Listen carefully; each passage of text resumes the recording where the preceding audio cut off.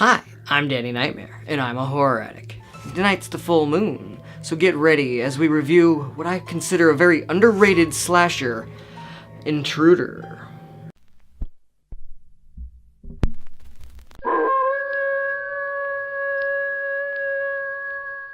(1989's) Intruder is directed by Scott Spiegel, and it's not to be confused by 2016's Intruder by the same name. No. I'll give you a quick little review about that movie. Burn it with fire.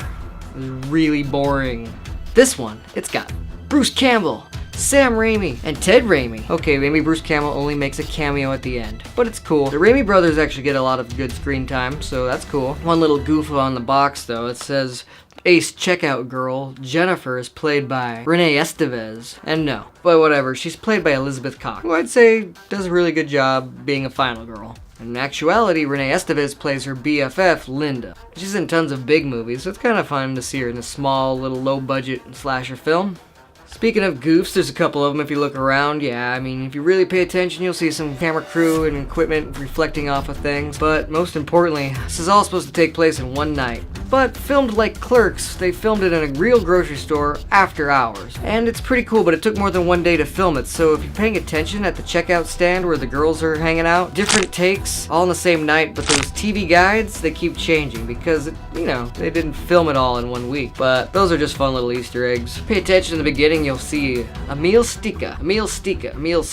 Okay, I don't know actually how to pronounce his name, but he's pretty famous from the Three Stooges. Hold hands, you lovebird. And if you don't know the Raimi brothers or Bruce Campbell, they are huge Three Stooges fans. So when they got him to be in this movie, he says that famous line, "Hold hands, you lovebirds." Emil Stika, rest in peace. I hear on his tombstone it actually says, "Hold hand, lovebirds."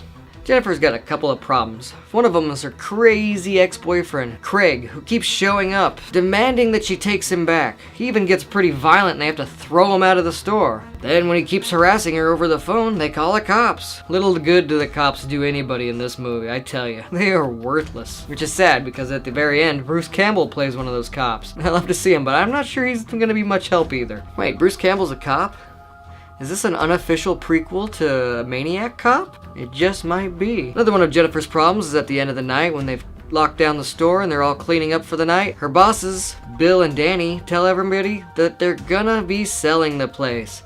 So this is gonna be their last week, and then they're all gonna get let go. Anyways, things get intense when Crazy Craig manages to fight his way into the lockdown store when he hits Bill with a hammer and drops him like a sack of potatoes.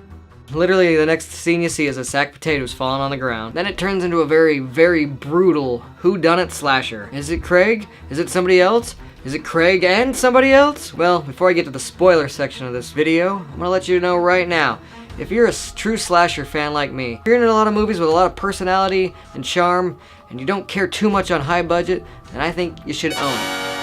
I'm gonna admit, this isn't probably for everybody, but it is probably one of my favorite full moon movies, if not my favorite full moon movies, so I have to give it this rating. I love this movie and I'm very proud to own it.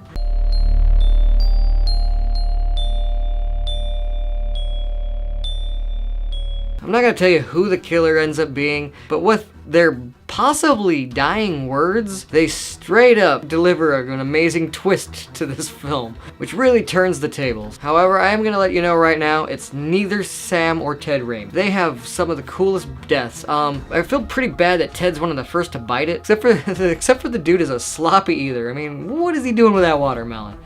And I'm almost kind of glad they got rid of him because that music that he's listening to, what the hell is that? Probably the first royalty-free song that they came across, or they created it on one of those 80s keyboards that everybody had back in the day. Kind of glad Ted gets killed because that song was giving me a splitting headache.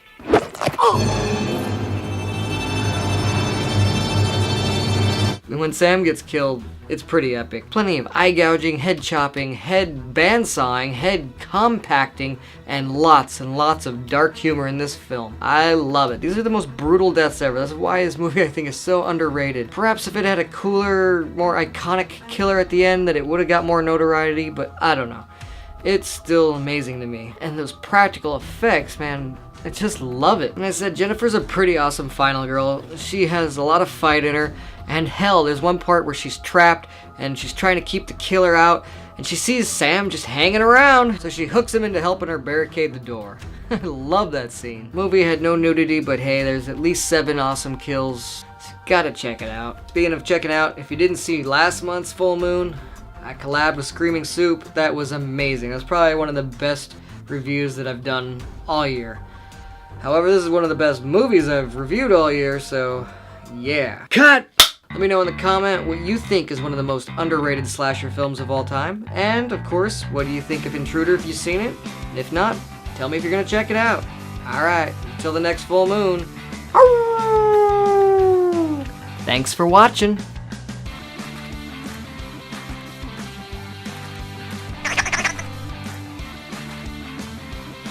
Yeah.